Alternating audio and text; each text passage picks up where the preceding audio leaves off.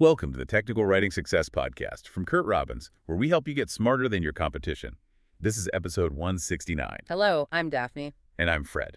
Today's discussion was actually suggested by our producer, Kurt Robbins, Mm-hmm. and it really gets to the heart of, well, one of the biggest tech topics out there, artificial general intelligence. Right, AGI. We're looking at a pretty provocative blog post from Tim Dettmers. It's dated December 10th, 2025, and it's called Why AGI Will Not Happen. And our goal here isn't just to repeat what it says, but to really pull apart this idea of imminent superintelligence. Exactly. Not through, abstract philosophy, but through the hard limits of physics and economics. Dettmers basically argues that all this optimism around AGI comes from, well, from sloppy thinking.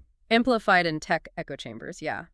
A fundamental misunderstanding of what computation actually is in physical reality. It's such a grounding perspective. It forces you to stop thinking about what we wish AI could do. And start thinking about what the laws of the universe say it can do. Okay, so let's unpack this. What is the single biggest, most fundamental misunderstanding that Dettmers points to in this whole AGI conversation? The core error is treating computation like it's just an abstract idea. Like it's just math. Exactly. It's not. Computation is physical. And for it to be effective, you have to balance two things: local processing and global information movement. So it's not just about how fast the chip can crunch numbers. No. It's about how fast you can get the right numbers to the chip to be crunched. The logistics. The logistics. Yeah. And the critical constraint here, the one everyone seems to gloss over, is that the cost of moving memory scales quadratically with distance. Quadratically. So if you double the distance, you quadruple the cost. Precisely. And this law holds true even as transistors get smaller and smaller. So computation gets cheaper, but the plumbing, the data throughput, gets exponentially harder. That's it. And this brings us to what Dettmers calls useless FOOPS. You hear companies bragging about these massive increases in floating point operations per second. Right, the headline numbers. But if your processor's just sitting there waiting for data that's stuck in traffic on the other side of the chip, Then those calculations are meaningless. They're useless. utterly useless. And this is why, if you look at a modern chip, almost all the silicon area is now dedicated to memory. L1, L2, L3 caches. The actual computational parts are tiny in comparison. They're becoming trivial. It's really all about memory. You can see it in those caches. L1, L2, and L3 are the same tech, but L2 and L3 are slower. Because they're physically further away. Just a little further away, and that distance costs you. And this is why the transformer architecture, the basis for all modern LLMs, was such a breakthrough. Absolutely. It's an optimization of physics. It cleverly combines local computation, the MLP part, with global information pooling the attention part. In a way that respects these physical constraints. In the most efficient way possible. And Dettmers' point is that we're so close to the physical optimum with that architecture that any future gains will be tiny, diminishing returns. This is where it gets really interesting because he draws this incredible parallel to biology. He does. Because biology is the ultimate physical computation system, right? And it's limited by caloric intake, energy. Humans got a big upgrade with cooking. Right, it let us get more energy to power our bigger brains. But we still hit a hard physical wall. A wall that's linked to reproduction, fascinatingly. It is. The size of our brains is basically limited by pregnancy. If our brains were much bigger, a pregnant woman couldn't mobilize enough nutrients to feed her own brain and a developing fetus's brain. So our current intelligence is a physical, energetic sweet spot. An optimum we can't cross. And the argument is that digital computation is now hitting a very similar physical boundary. A wall you can't just wish away with more funding. Exactly. So if physics is putting these hard limits on things, what does that mean for the strategy of just, making AI models bigger and bigger? It leads to what he calls the iron law. Linear progress needs exponential resources. Okay, break that down. To get just a straight linear improvement in any complex system, you need to pour in exponentially more resources. And this applies to everything. Everything.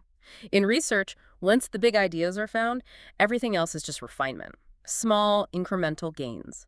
In physics, look at the Large Hadron Collider. Exponentially more expensive for incremental, sometimes inconclusive results. Right. And that same pattern is unavoidable in AI. And the belief that hardware will just keep getting better and save us, that's where the whole AGI dream starts to collapse. Let's talk about that, the GPU wall. The party's over, basically. Dettmer says the peak for performance per cost in GPUs was around 2018. 2018, that's a long time ago in AI years. It is. Since then, we've been coasting on a few one-off features that are now pretty much exhausted. What were those features? They were mostly optimization tricks. Things like moving from standard numbers to lower precision 16-bit, then 8-bit, now 4-bit. Which saves a ton of memory. A ton. Yeah. Then you have tensor cores for specific math, and maybe the most critical one, HBM or high bandwidth memory. Right, where they stack the memory vertically right on the chip to shorten that physical distance we were talking about. Exactly. But these are one-time gains. You can't just invent HBM again next year. You can't keep reducing precision forever without breaking the model. The low-hanging fruit is gone. And even the more complex engineering, like optimizing how data moves between racks of GPUs, Yeah. that's a finite problem too. It's just engineering. It's important, but it's not a fundamental breakthrough. Yeah. And those gains are expected to run out very soon, maybe 2026, 2027. And once they're gone. We are staring directly at that physical wall. There's nothing left to hide the exponential costs. Let's take a brief break for a special message from our producer, Kurt Robbins. Hi, this is Kurt Robbins. First, thanks for listening. I truly appreciate your support.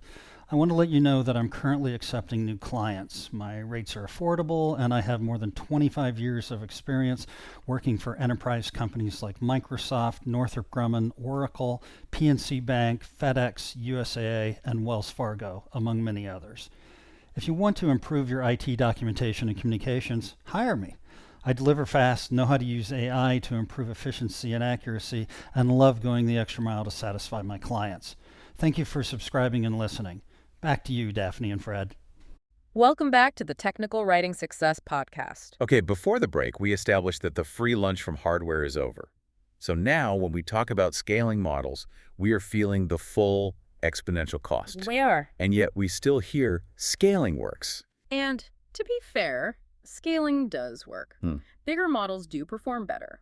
The problem is that previously, exponential GPU growth was canceling out the exponential cost of scaling. So we were paying linear prices for linear gains. It felt sustainable. Now, without those hardware gains, the costs have become exponential, and that is completely unsustainable. So it's not a question of capability, it's a question of cost feasibility. Precisely. Dettmers thinks we have maybe 1 or 2 more years of meaningful scaling left before the cost benefit just becomes absurd. He said the improvements in 2025 weren't even that impressive. Which makes the massive data centers being built by the big frontier labs a huge financial risk. It's their single biggest vulnerability.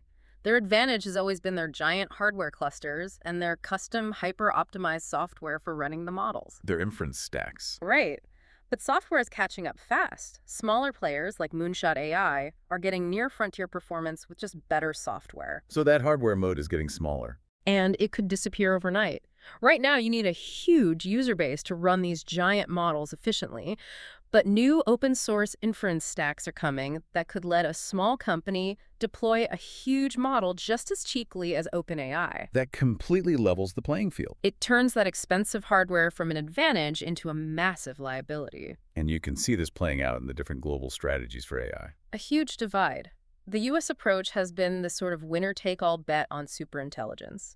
Build the biggest model and hope you hit the jackpot. Which is a really risky bet if capability growth is slowing down. Very risky, whereas China's strategy is much more focused on economic diffusion, application. Getting AI into everything. Yes, the idea that a good enough model that's cheap and widely used actually produces far more economic value for a society than one slightly better but massively expensive frontier model. It's about utility, not just breaking records. AI's value comes from being useful. So what's wrong with the standard definition of AGI? It almost always leaves out physical tasks. The real world. Robotics. Yeah, robotics, which is, most of the global economy. True general intelligence has to be able to operate in physical space. And robotics is subject to these same insane scaling laws. But worse. Because collecting data in the physical world is infinitely more complex and expensive than scraping text from the internet. And the economic value of solving the remaining problems, like a robot that can unload a dishwasher. It's pretty limited, right? It's a nice convenience, but it's not a huge economic driver. Okay, finally, let's hit the big one. Superintelligence. the idea of a runaway, recursive self-improvement. This is the idea that comes from, Oxford-style philosophy, treating intelligence as this abstract, disembodied thing. But self-improvement is still a physical process. It's still bound by that iron law. Linear gains require exponential resources. An AI can optimize its own code, sure. But it can't change physics. It can't. It can't magically speed up the process of designing, testing, and manufacturing new memory chips, or building a new silicon fab. Those are physical things, bound by physical time and cost. So self-improvement is more like filling in gaps in what it can already do, not endlessly expanding the frontier. Exactly. So this whole narrative around AGI and superintelligence starts to look like a distraction. It's an echo chamber rewarding belief over rigor. The real future, Dettmers argues, is much slower. Incremental improvements, focused on utility, all happening within these very real physical limits. It brings the conversation back from philosophy to physics and economics. I think for you, the listener, the big takeaway here is to always question claims of endless exponential growth. Just ask, what physical resource is being used? And is the cost of that resource scaling linearly, or is it scaling exponentially? If that cost is exponential and the hardware gains have flatlined, you've hit the wall. And that should probably change how you think about and invest in this technology. Thank you for listening to the Technical Writing Success Podcast from Kurt Robbins, where we help you get smarter than your competition. Remember to like, subscribe, comment, and share. We'll see you next time.